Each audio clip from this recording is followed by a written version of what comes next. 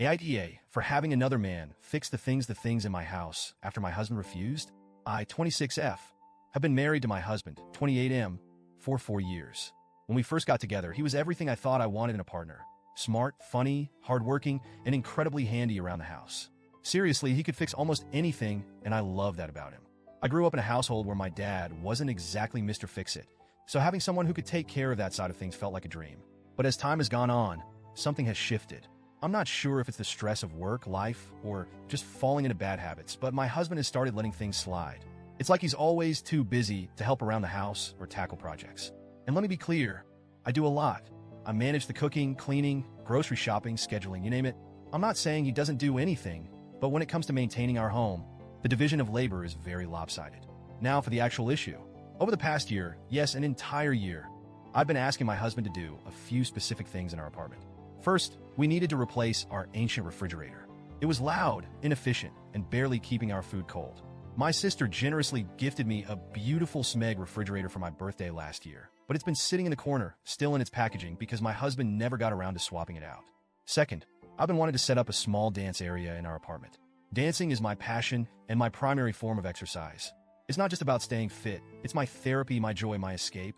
I asked my husband to install a ballet bar, a pole, and a mirror so I could practice at home. He said he'd do it, but every time I brought it up, there was another excuse. I'll get to it next weekend, or I don't have the right tools right now, or do we really need to drill holes in the walls for this? At first, I was patient. I get it, life gets busy. But as the weeks turned into months, my patience wore thin. It felt like he didn't take my needs seriously or care about how much this meant to me. I even tried to compromise by offering to help or hiring someone to do it, but he shot those ideas down too. Why waste money when I could do it myself, he'd say, but he wasn't doing it. Finally, a few weeks ago, I hit my breaking point. I decided to take matters into my own hands. Our apartment complex has a maintenance team, so I figured I'd start there. I knew they technically only handle repairs, but I thought maybe they could help with the fridge. I approached one of the maintenance workers, let's call him Mike, and explained the situation. I told him about the Smeg fridge and asked if there was any way he could install it for me. He smiled and said, "That's not really in my job description, but I'll see what I can do." Honestly, I nearly cried from relief. Mike came over the next day while my husband was at work. He not only swapped out the old fridge, but also organized everything inside the new one. I was so grateful I could have hugged him, but I settled for a heartfelt thank you instead. Before he left, he handed me his number and said, "If you ever need anything else, just let me know. No need to go through the online ticket system." At the time, I thought he was just being nice.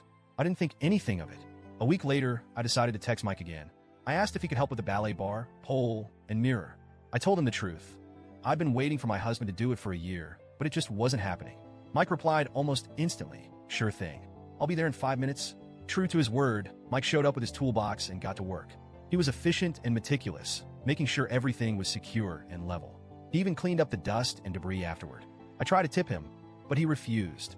"No need for that," he said with a smile. "I'm happy to help." I felt such a wave of relief and gratitude. Finally, I had the space I'd been dreaming of, and I didn't have to beg or nag anyone for it. But then my husband came home. The first thing he noticed was the fridge. "When did this happen?" he asked, his tone sharp. I explained that Mike from maintenance had replaced it for me. My husband frowned, but didn't say much, until he walked into the living room and saw the ballet bar, pole, and mirror. He absolutely lost it. "Who the hell did this?" he demanded. When I told him it was Mike, his face turned red with anger. "You had another man in our house? While I wasn't here? Are you serious?" I tried to explain that I'd been waiting for him to do these things for a year and that I didn't see the harm in asking someone else for help. But he wasn't having it. He accused me of disrespecting him and undermining his role as the man of the house. Then, out of nowhere, he said, "You just wanted attention, didn't you? You're trying to get this guy to notice you." I was stunned.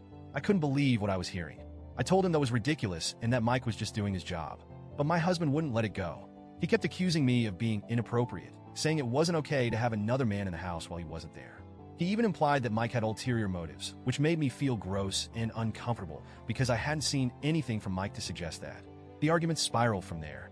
My husband said I'd emasculated him by going behind his back and that I didn't respect him as a husband.